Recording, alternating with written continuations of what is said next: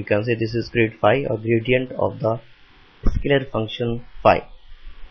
It is always a normal vector to the scalar function phi or say surface fxyz. ये हमेशा क्या होगा, normal vector होगा to the surface phi. Okay. Next, very important, directional derivative. It has a definition: the component of del phi in the direction of the vector d is always equal to del phi dot d, which is known as directional derivative. इसका मतलब अगर हम directional derivative को लिखना चाहें as a formula, directional derivative is always equal to del phi का component किसकी direction में, वेक्टर डी की डायरेक्शन में. देखिए del phi is a vector और इसका हमने कंपोनेंट निकाला है. कंपोनेंट मीन्स किस डायरेक्शन में निकाला है, वेक्टर डी की डायरेक्शन में. वो क्या होता है, जिस वेक्टर का कंपोनेंट निकालना होता है उसका डॉट प्रोडक्ट जिसकी डायरेक्शन में निकालना होता है उसके यूनिट वेक्टर के साथ. So we can write here directional derivative is equal to del phi dot D cap. So this is the directional derivative in the direction of vector d.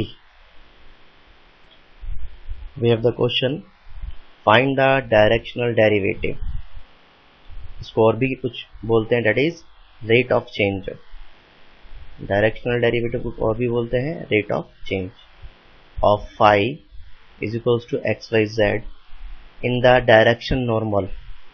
और इसको बोल सकते हैं आउटर नॉर्मल, एक ही बात है, to the surface x square y square x y z square is equals to 3 at the point S 1. अब देखिए हमें किसका डायरेक्शनल डेरिवेटिव निकालना है, for phi is equals to x y z, और किस डायरेक्शन में निकालना है, outer normal to the surface this one, outer normal या normal vector to the surface this one. Okay, तो सबसे पहले तो हमें क्या चाहिए, वो वेक्टर चाहिए जिसकी डायरेक्शन में हमें डायरेक्शनल डेरिवेटिव कैलकुलेट करना है. और वो डायरेक्शन क्या है, outer normal to this surface. और अभी हमने क्या किया है, आउटर नॉर्मल क्या होता है, ऑलवेज डेल फाई. ओके, तो मान लीजिए we have the surface size equals to x square y plus y square x plus yz square minus 3 is equals to 0. ये हमारे पास क्या है, साई है. तो इसका नॉर्मल और we can say outer normal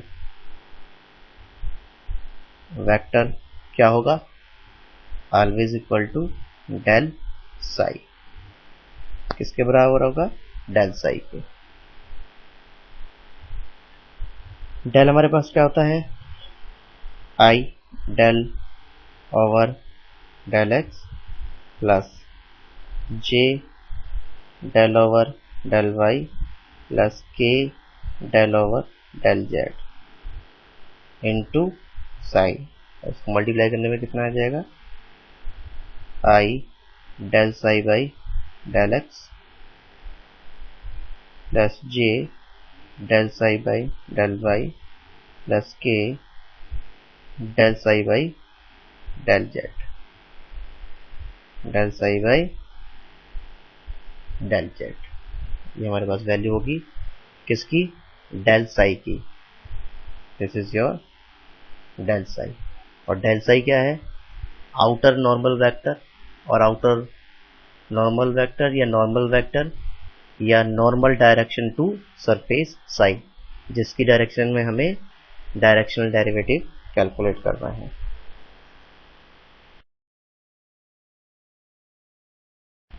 means the value of del psi का मतलब क्या हुआ,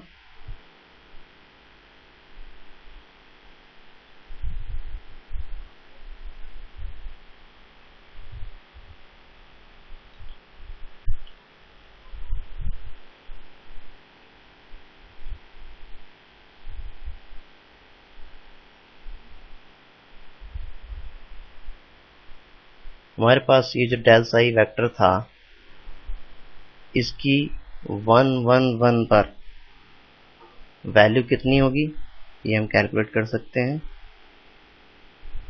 that is the value of I del psi by del x plus j times of del psi by del y plus k times of del psi by del z की value 1 1 1 पर। अब देखिए साई हमारे पास है तो हम del psi by del x, del psi by del y, del psi by del z easily निकाल सकते हैं, और वो हम कैलकुलेट करने के बाद रखें तो हमारे पास कितना मिलता है ये चेक इट आउट देयर, क्योंकि साई हमारे पास ऑलरेडी गिवन है। तो क्या होगा, i del psi by del x की वैल्यू हमारे पास है 2xy plus y square plus j times del psi by del y की वैल्यू हमारे पास है x square plus 2xy plus z square. इसी तरीके से del psi by del z की वैल्यू हमारे पास है 2yz, और इसकी ओवरऑल वैल्यू हमें किस पर कैलकुलेट करनी है, एट द पॉइंट 1 1 1 पर, क्योंकि हमें गिवन है। तो x y z की वैल्यू 1 1 1 रखने पर कितना मिलेगा हमें, एक्स वाई जेड की वैल्यू 1 1 1 रखने पर कितना मिला, 3i plus 4j plus 2k। तो ये हमारा वेक्टर क्या है, से this is your vector d। हमने मान लिया ये क्या है, वेक्टर d है, जिसकी डायरेक्शन में मुझे डायरेक्शनल डेरिवेटिव कैलकुलेट करना है। अब किसका करना है ये भी तो हमारे पास है, किस फाई का करना है वो हमें पता था, फाई गिवन है एक्स वाई जेड। ओके, तो हमारा डेल फाई कितना होगा, del phi by del x plus del phi by del z with i times with j times k times del phi by del Y.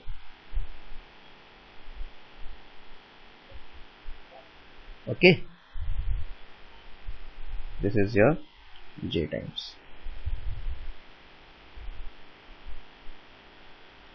तो del phi की value मेरे पास हो जाती है, फाई हमारे पास ऊपर गिवन है तो del phi over del x निकाल सकते हैं। Del phi over del x कितना होगा, मीन्स फाई का एक्स के रेस्पेक्ट में partial derivative, means y z plus j times of del phi by del y means x z, okay, plus k times of del phi del z means x y.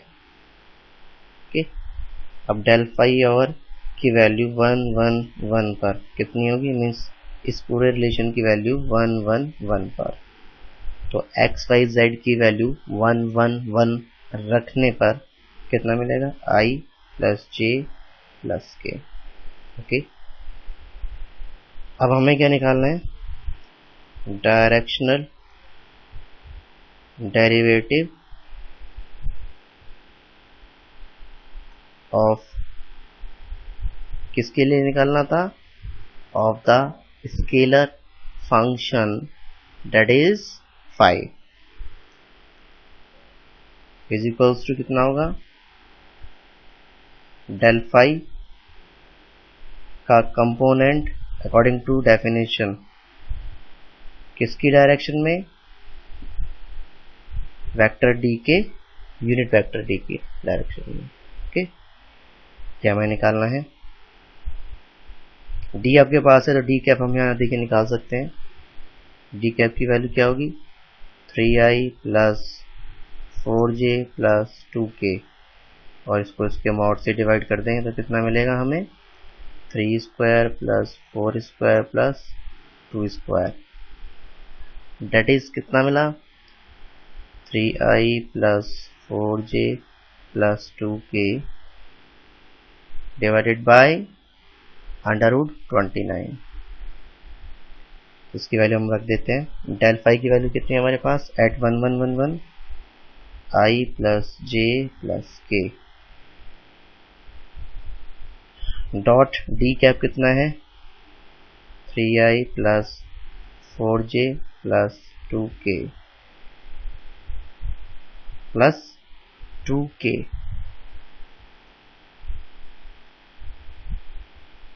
Okay 2k और इसका हमने नीचे क्या किया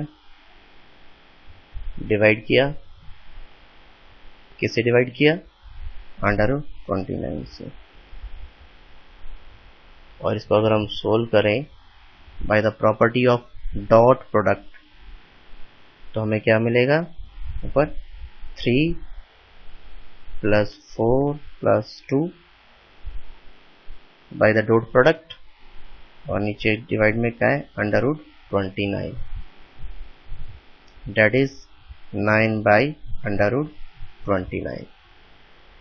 तो ये क्या मिला हमें this is the directional derivative of the scalar function phi और किसकी डायरेक्शन में आउटर नॉर्मल और normal to the surface Sai.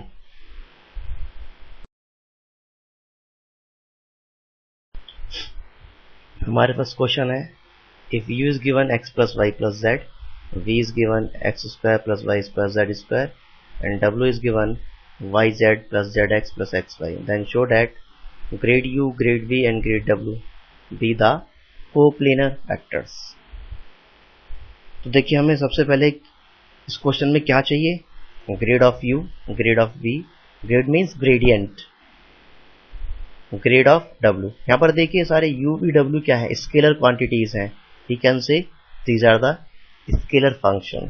तो हम नेचुरल सी बात है उनका ग्रेडियंट निकाल सकते हैं। ग्रेडियंट क्या होगा u का ग्रेडियंट डेल u के इस टाइप से। अब दूसरी बात यह है कि जब हम उनका ग्रेड कैलकुलेट कर लेंगे तो ये क्वांटिटीज वेक्टर में कन्वर्ट हो जाएंगी। अभी तो ये स्केलर है देखिए कहीं भी आई जे के नहीं लगा हुआ सिंपल लैंग्वेज में, लेकिन ग्रेड लेते ही वो वेक्टर क्वांटिटी में कन्वर्ट हो जाएंगी। और वेक्टर क्वांटिटी में कन्वर्ट होते ही हम वेक्टर की प्रॉपर्टीज यूज कर सकते हैं जो कि हमारे पास है कोप्लेनरिटी के लिए भी है कि उनका ट्रिपल डॉट प्रोडक्ट क्या होगा अगर 0 होता है तो 3 वेक्टर्स क्या होंगे कोप्लेनर। तो सबसे पहले हम grade u, grade v, grade w लेके इन क्वांटिटीज u v w को वेक्टर में कन्वर्ट कर लें।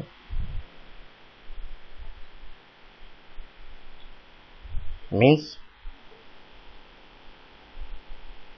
grade u means del u, okay, del u means I del u over del x plus j times of del u over del y plus k times of del u over del z।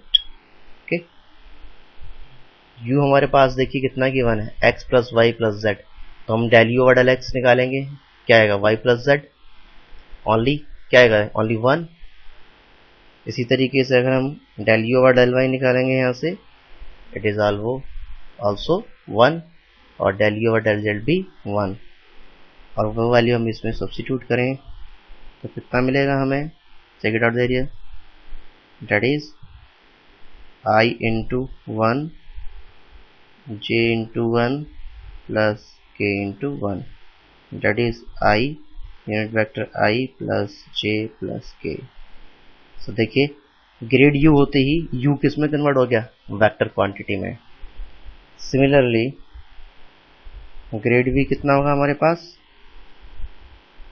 i del v over del x plus j del v over del y plus k del v over del z। v हमारे पास है x square plus y square plus z square, तो हम direct del u over del x, del v over del y और del v over del z निकाल सकते हैं। और अगर हम इसमें सब्स्टिट्यूट करें वैल्यू तो क्या मिलेगा 2xi plus 2yj plus 2zk. Okay, so this is grade V. Similarly grade W हमारे पास क्या होगा, डेल W, और del W means I del W over del X J del W over del Y plus K times of del W over del Z. अब W हमारे पास value given है तो हम इसे direct del W over del X del W over del Y del W over del Z निकाल सकते हैं. और निकालने पर हमारे पास क्या मिलेगा, check it out there, I times of Z plus Y J times of Z plus X and K times of Y plus X. तो ये वैल्यू हमने निकाल दी. अब देखिए तीन वेक्टर हमारे पास है. पहला वेक्टर है ग्रेड U, दूसरा वेक्टर ग्रेड V और तीसरा वेक्टर है ग्रेड W. अब वेक्टर क्वांटिटी ये है, इसमें हम वेक्टर की सारी प्रॉपर्टीज यूज कर सकते हैं. और हमारे पास कोप्लेनर के लिए क्या है, for vectors to B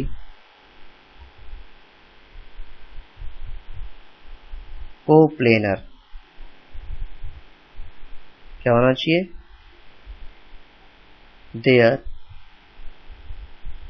scalar triple product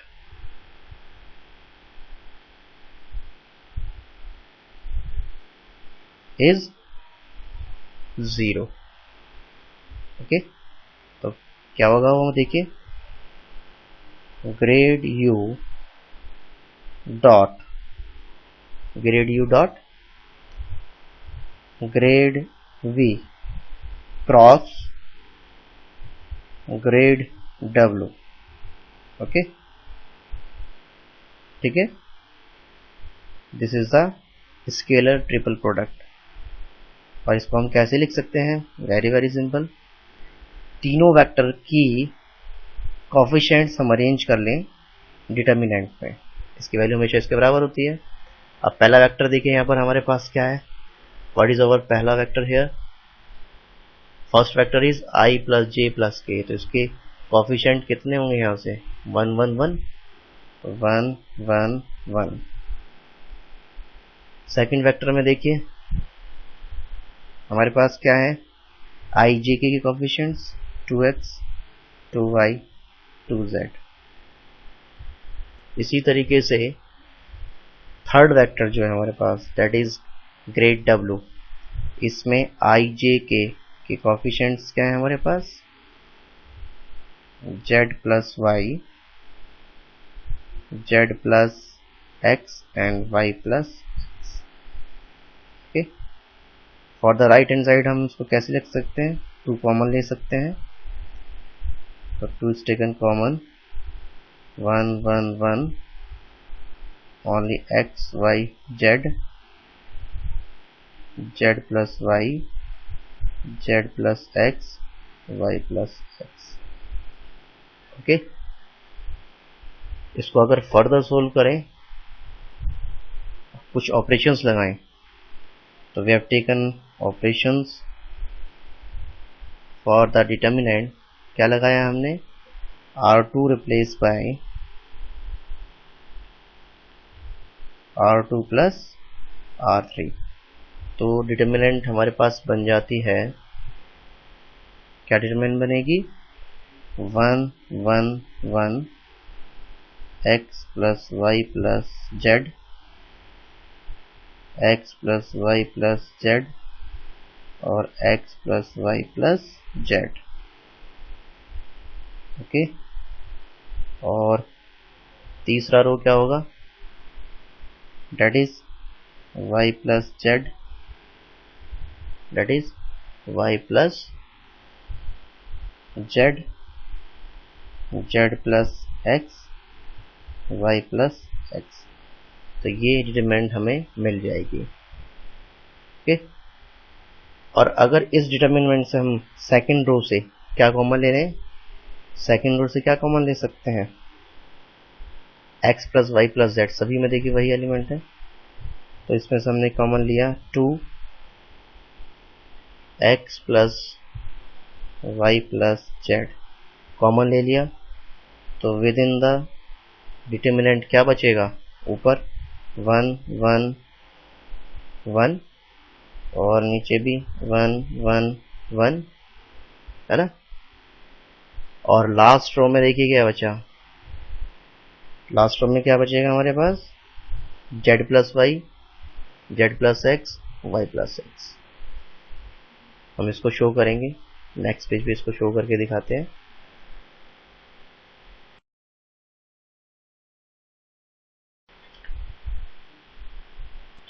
determinant में से 2 ऑलरेडी कॉमन पहले था, फिर x plus y plus z common लिया हमने रो 2 से, तो हमारे पास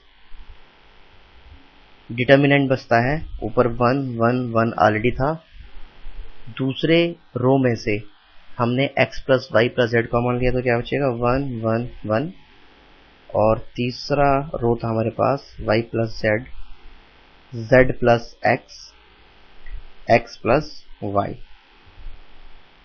अब इस डिटर्मिनेंट में देखिए क्या है, we have 2 rows are identical। इन दो देखिए, दो रो क्या है, 1 1 1 है, एक जैसी है, और 1 1 1 भी है। तो हम क्या लिख सकते हैं, bye the property of determinant, इसकी वैल्यू कितनी हो जाएगी 0, क्योंकि दो रो क्या है, आइडेंटिकल है। इसका मतलब grad u dot grade v cross grade w की वैल्यू 0 हो गई, hence these vectors are coplanar. ये वेक्टर कैसे होंगे, coplanar. Now we have taken question, find the angle between the surfaces, this one, that is x square plus y square plus z square is equal to 9, and z is given again second surface, z is equals to x square plus y square minus 3 at the point 2 minus 1 2। अब हम देखिए इसमें एक property का use करेंगे, क्योंकि अभी दोनों सरफेस क्या है, स्केलर फंक्शन है, तो हम उसमें वेक्टर की कोई भी प्रॉपर्टी को यूज नहीं कर सकते, क्योंकि वेक्टर की प्रॉपर्टी जब यूज करेंगे जब हमारे पास वेक्टर क्वांटिटी है। लेकिन क्वेश्चन में क्या गिवन है, क्वेश्चन में हमें स्केलर फंक्शन गिवन है, इसलिए हम वेक्टर की कोई भी प्रॉपर्टी अभी यूज नहीं कर सकते। लेकिन हमें प्रॉपर्टी क्या पता है, angle between the two surfaces eight the point is the angle between the normals to that surface at the point। इसका मतलब क्या है, अगर कोई दो सरफेस हैं तो उनके बीच में जो एंगल है वो किसके बराबर होगा, दोनों अलग अलग सरफेस के नॉर्मल के बीच में जो एंगल बनेगा। ओके, तो हम क्या करेंगे, इनके नॉर्मल सरफेस निकाल लेंगे या नॉर्मल वेक्टर निकाल लेंगे, और उनके बीच में जो एंगल होगा वही सरफेस के बीच में एंगल होगा। वैसे भी देख लीजिएगा, दो सरफेस लेके उस पर नॉर्मल वेक्टर डाल दीजिए, तो जो एंगल सरफेस के बीच में होगा वही एंगल उन नॉर्मल वेक्टर्स के बीच में मिलेगा। ठीक, हम इस क्वेश्चन को स्टार्ट करते हैं। हमारे पास पहला सरफेस दैट इज फाई 1 क्या है, x square plus y square plus z square minus 9 is equals to 0। ठीक है, इसी तरीके से हमारे पास फाई 2 क्या है, x square plus y square minus 3 minus z is equals to 0। ये दो हमारे पास सरफेसेस है। अब इनके देखिए नॉर्मल वेक्टर्स क्या होंगे, नॉर्मल्स टू द surfaces. पहला क्या होगा, del phi 1, del phi 1 that is which is always हमारे पास कितना होगा, I times of del phi 1 over del x plus j times of del phi 1 over del y plus k times of del phi 1 over del z. अब देखिए चूंकि हमारे पास क्या है, phi 1 की वैल्यू गिवन है in terms of x y z, हम सारे पार्शियल डेरिवेटिव भी कैलकुलेट कर सकते हैं. ओके, एज यूजुअल हम पहले भी कर चुके हैं. तो that is i del phi 1 over del x कितना होगा, 2x, del phi 1 over del y कितना होगा, 2y. Similarly k 2z. So this is the value of del phi 1. अब del phi 1 ये नॉर्मल वेक्टर है सरफेस 1 के लिए, इसकी वैल्यू 0.2 - 1 2 पर कितनी होगी, क्या करेंगे हम, x की जगह 2, y की जगह -1 और z की जगह 2 रख दें. तो ऐसा करने पर हमें क्या वैल्यू मिलेगी, date is 4i - 2j plus 4k. So this is the first normal or first normal vector to the surface phi 1.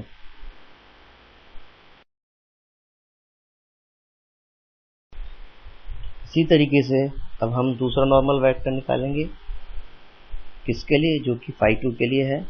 वो क्या होगा, del phi 2 means I times of del phi 2 over del x plus j times of del phi 2 over del y plus k times of del phi 2 by del z. ये किसकी value है, it is a normal vector और outer normal to the surface phi 2. Okay, as previous del phi 2 की value eight the point हमारे पास क्या है, 2 -1 and 2, इस पर निकालें तो हमें ये क्या मिलता है. So we have this part that is 2xi plus 2yj minus k की वैल्यू 2 -1 2 पर. ओके, और इसमें ये वैल्यू पुट करने पर हमें मिलेगा 4i minus 2j plus 4k. कितना मिलेगा हमें, that is this one.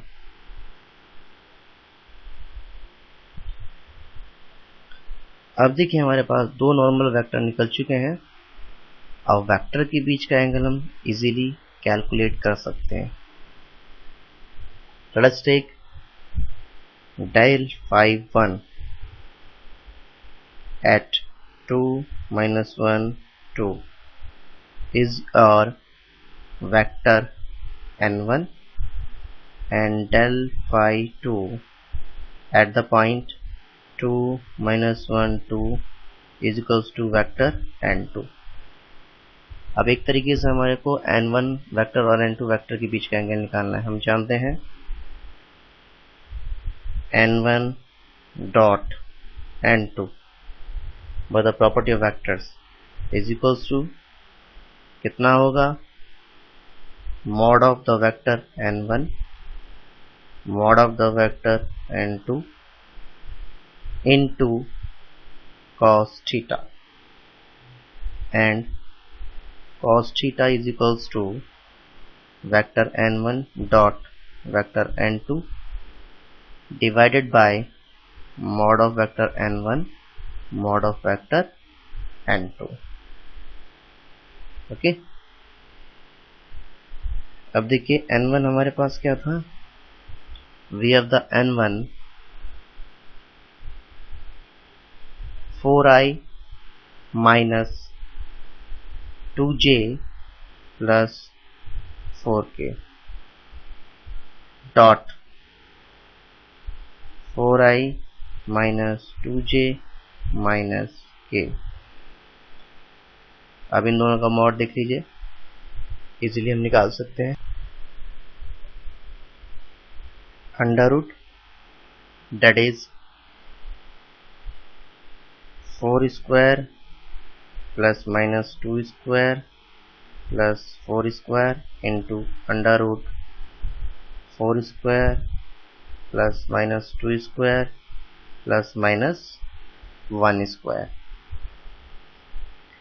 Date is, अब ऊपर का डॉट प्रोडक्ट आएगा, डॉट प्रोडक्ट की प्रॉपर्टी से 4 into 4 minus 2 into minus 2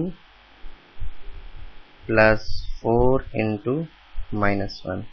okay, divided by under root. अब देखिए ऊपर क्या, हमारे नीचे क्या आएगा, डेट इज 16 एंड 4 कितना हुआ हमारे पास, 20 and 16 36 under root 36 and it is 16 plus 4 20 plus 1 under root 21. So this gives you 16 plus 4 20 minus 4 that is 16 over under root 36 का 6 root 21. So we have the value for this cos theta, यानी cos theta हमारे को मिलता है 16/6 root 21. तो theta हमारे पास कितना हो जाएगा, cos इनवर्स